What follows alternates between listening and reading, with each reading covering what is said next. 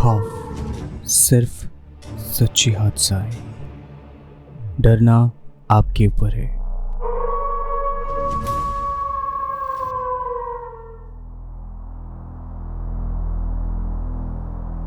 Hello and welcome to खौफ की 99 number episode पे मैं नील आप लोग का स्कैरी दोस्त फिर से एक बार स्वागत करता हूँ सच्ची हॉरर हादसा पे। आपको कैसा लगेगा अगर आपको हमेशा ऐसा फील हो कि आपको कोई देख रहा है, लेकिन वो शख्स जो देख रहा है आपको वो आपको नहीं दिखता है? कमेंट ज़रूर करके बताइए। और आज का एपिसोड कुछ ऐसा ही है जहाँ रितिका झा एक रियल हॉरर एक्सपीरियंस शेयर किए हैं हम लोग के साथ। ऐसे ही रियल हॉरर इंसिडेंट सुनने के लिए लाइक, शेयर और सब्सक्राइब ज़रूर कीजिए और बेल आइकन को भी प्रेस कर लीजिएगा नोटिफिकेशन के लिए, ताकि हर सोमवार, शुक्रवार और रविवार के रात को सबसे पहले आपके पास खौफ का नोटिफिकेशन जाए, या फिर कोई भी दिन अगर ऐसा हो कि एपिसोड नहीं आ पा रहा है उसका भी नोटिफिकेशन आपको मिल जाएंगे। और आप लोग भी हमारे साथ रियल हॉरर या फिर डरावनी हॉरर एक्सपीरियंस शेयर कर सकते हैं व्हाट्सएप पे, फेसबुक पे, इंस्टाग्राम पे और ईमेल पे भी। सारे डिटेल्स नीचे डिस्क्रिप्शन में दिया हुआ है। तो चलिए ज़्यादा लेट नहीं करके, ज़्यादा बात नहीं करके शुरू करते हैं आज का ब्लैक मैजिक फ्राइडे एपिसोड। जी हाँ, एक्चुअली कल रात को आने वाला था ब्लैक मैजिक फ्राइडे का एपिसोड, तो कल एपिसोड अपलोड नहीं हो पाया था, इसलिए आज एपिसोड आप लोग के पास मैं लेके आया हूँ। तो एपिसोड शुरू करते हैं शैतानी इकाई या पिशाच।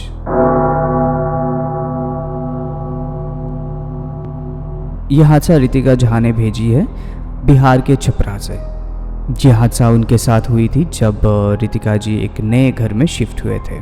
जब उनके पापा और मम्मी के डिवोर्स या ब्रेकअप या फिर स्प्लिट अप हो गए थे दोनों, तो फिर वो लोग एक साथ एक घर पे शिफ्ट हो गए थे, जो कि रेंट थोड़ा सा अफोर्डेबल था और उनकी मम्मी और वो दोनों शिफ्ट हुए थे उधर, जो कि रितिका जी के कॉलेज से एकदम बिल्कुल नज़दीक है। तो पहली रात को जब रितिका जी अपने रूम में सो रही थी, उनको कुछ अजीब सी बेचैनी सी महसूस हो रही थी। हालांकि रितिका जी एक ऐसी पर्सन है जो कि बहुत जल्दी सो जाती है, मतलब बिस्तर पे जाते ही उनको नींद आ जाती है, लेकिन वो नहीं हो पा रहा था उनसे, क्योंकि उनको शायद थोड़ा सा एग्जॉस्टेड थे, क्योंकि वो शिफ्टिंग के टाइम पे क्या होता है कि बहुत सारे लोगों को टायर्ड हो जाते हैं, स्ट्रगल रहता है ये सामान शिफ्ट करने के लिए, वो सामान हटाने के लिए, लेकिन फिर भी उनको नींद नहीं आ रही थी, क्योंकि उनको अजीब से एक बेचैनी से महसूस हो रहे थे। शायद उनके फैमिलियर नहीं है वो रूम, क्योंकि नए शिफ्ट हुए थे, सराउंडिंग थोड़ा सा अलग है। तो ऐसे करते करते 5-6 महीने गुजर गए, लेकिन उनको ये जो तकलीफ़ था नींद नहीं आने की, ये उनको 5-6 महीने से चल रहा था। तो उन्होंने क्या डिसाइड किया कि अपने मम्मी के साथ रूम शेयर करेंगे। तो मम्मी के साथ जब रूम शेयर की थी उन्होंने, तब उनको एकदम सोते ही नींद आ गई, या फिर वो कभी लिविंग रूम में भी सो जाती थी, उनको तुरंत 1-आधे मिनट में नींद आ जाती थी। लेकिन जब भी वो अपने रूम में जाती थी सोने के लिए, उनको कभी भी नींद नहीं आती थी। उनको अजीब सी एक बेचैन सी महसूस होती थी, क्योंकि वो जब भी सोने की कोशिश करती थी उसको असल बहुत दूर से कुत्तों की भौंकने की आवाज़ आने लग जाते थे, बिल्ली की चीखने की आवाज़ आ जाते थे। तो ऐसे ऐसे आवाज़ें उनको सुनाई देते थे। तो फिर उन्होंने क्या किए कि रितिका जी अपनी मम्मी के साथ ही सोने लगे, काफ़ी दिन तक सोने लगे। फिर धीरे धीरे सब कुछ नॉर्मल होने लगे।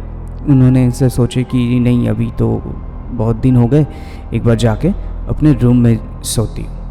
तो वो भी जाती है, एक साल बाद वो अपने रूम में जाके कोशिश करती है सोने के लिए। नए नए फर्नीचर्स लेके आए ताकि थोड़ा सा कंफर्टेबल लगे उनको, जैसे कि अपने घर जैसा लगे। लेकिन फिर भी उनको जल्दी से नींद नहीं आ रही थी, वैसे ही उनको ऐसे बेचैनी सी महसूस होने लगी। अभी तो एक नया प्रॉब्लम भी आ चुकी थी उनको, कि आधी रात को उनको नींद टूट जाती थी, कभी भी उनका नींद टूट जाती थी उस रूम में जब वो खास करके सोती थी। तो हालांकि रितिका जी के जो नींद थी वो कभी नहीं टूटती थी, भले ही भूकंप आ जाए या फिर बाढ़ आ जाए, कुछ भी हो जाए, कोई उनके नींद नहीं तोड़ सकती थी। लेकिन ये जो नया प्रॉब्लम आया था कि आधी रात को उनका नींद टूट जाती थी, कभी 1 बजे, कभी 3 बजे, कभी 3:30 बजे, ऐसे ऐसे उनके बीच बीच में नींद टूट जाती थी। और उनको ऐसे लगती थी कि कोई तो खड़े है, उनके रूम के जो दरवाजे हैं उधर कोई एक लंबा सा एक आदमी खड़े है, वो खड़े होके उनको घूर रहे, लेकिन वो आदमी कभी उनके रूम में घुसते नहीं थे।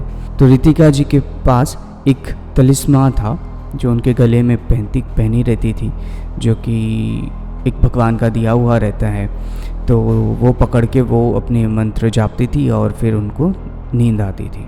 तो उन्होंने एक दिन अपनी मम्मी से भी बताया कि ऐसा ऐसा हो रहा है। तो मम्मी बोले कि शायद तुम्हारे पापा हो सकते हैं, वो आ सकते हैं। लेकिन उनके पापा तो ज़िंदा है, और उनके पापा जो थे, उनके जो बॉडी का बिल्डअप था उनका थोड़ा सा हट्टे कट्टे लंबे थे, लेकिन जो आदमी उनके दरवाजे पे खड़े रह के उनको घूरते थे वो लंबा है और पतला सा है और काला सा दिखता है। तो ऐसे करके उनको काफ़ी डर लगता था। तो एक दिन उनकी मम्मी ने क्या सोचे कि घर में कुछ पूजा पाठ कर लेते हैं, क्योंकि नया घर है और काफ़ी 1-1.5 साल हो गए। तो जब पंडित ने पूजा पाठ किए तो उन्होंने बताया कि इनके घर में और इनके पीछे खास करके कोई पिशाच भेजा गया है इनको सताने के लिए। फिर वो पंडित ने घर में पूजा पाठ करके और समुद्री जो नमक होता है उस नमक से घर में पूरा एकदम साफ़ सफाई करवाए, और ईशान को उनकी जो दीवार होता है उसमें तलिस्मा लगा के गए हैं। उसके बाद से उनके घर में सब कुछ शांति से हो रहा है, और रितिका जी अपने रूम में जाके भी सोती है तो एकदम उनको तुरंत नींद आ जाती है। रितिका जी, बहुत बहुत धन्यवाद जो आपने हमारे साथ ऐसा रियल हॉरर इंसिडेंट शेयर किए हैं, और आई होप आज का ये जो हादसा है जो मैंने आप लोग के साथ शेयर किया आप लोग को अच्छी लगी है। और आप लोगों को अगर ये हादसा पसंद आई है तो लाइक कीजिए, शेयर कीजिए, सब्सक्राइब कीजिए और बेल आइकन को भी प्रेस कर लीजिएगा नोटिफिकेशन के लिए, ताकि हर सोमवार, शुक्रवार और रविवार के रात को सबसे पहले आपके पास खौफ का नोटिफिकेशन जाए। और आप भी अपना कोई भी ऐसा रियल हॉरर एक्सपीरियंस है तो वो आप हमारे साथ शेयर कर सकते हैं फेसबुक पे, ईमेल पे, इंस्टाग्राम पे या फिर व्हाट्सएप पे। हमारा व्हाट्सएप नंबर स्क्रीन पे आपको दिख जाएंगे, फिर भी मैं बता देता हूँ 7738596725 पे आप लोग भेज सकते हैं, या फिर ईमेल आईडी share.trueincidents@gmail.com, या फिर फेसबुक पे भी जा सकते हैं। हमारा फेसबुक पेज का नाम है KHAUFF space F K capital और F कैपिटल, और इंस्टाग्राम का भी पेज का नाम है KHAUF.FF, ये पूरा ही स्मॉल में। आप लोगों को ये सारे इन्फॉर्मेशन नीचे डिस्क्रिप्शन में मिल जाएंगे, और आप लोग चाहे तो उसी डिस्क्रिप्शन चेक करके आप लोग भेज सकते हैं। तो चलिए मिलते हैं नेक्स्ट एपिसोड पे एक नया रियल इंसिडेंट के साथ, और तब तक के लिए बाय, गुड नाइट, शब खैर, take care and stay safe.